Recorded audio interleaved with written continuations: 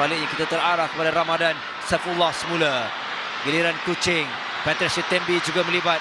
Di sini kita lihat dia melebarkan gerakannya ke atas. Satu hantaran dan juga satu sambutan yang cantik untuk membuka jaringan yang pertama.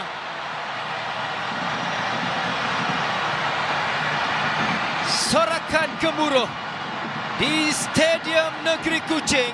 Patricia Tembi, dia mengawal lebih naik ke atas untuk satu lagi hantaran cantik. Dan kali ini singgah di kepala ketua pasukan James Sokuosa untuk melebarkan lagi kelebihan Kuching City. Kita lihat bagaimana ketenangan Patricia Shitembi. Kedudukan James Sokuosa itu bebas untuk dia melonjak, untuk dia membuat satu tandukan tepat ke arah gol. Sekaligus lepas untuk menolak kepada Jordan Murray. Hadapan Hakimi melepaskan percubaan cantik. Dan percubaan itu terus masuk ke gawang dari Hakimi Yazid Said. Jaringan cantik dari pemain ini.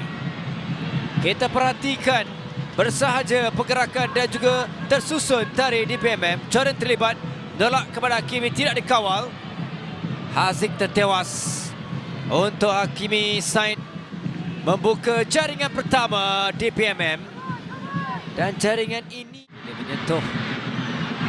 Ada sorakan, satu tolakan ke hadapan, berbahaya untuk DPMM. Percubaan kedua itu berhasil. Siapa yang jadikan gol ini? Ialah pemain baru yang dimasukkan dan juga pemain baru Kuching City. Satu perubahan taktikal yang berhasil dari Aidil. Kita lihat dia menggunakan kelebihan pemain-pemain yang ada.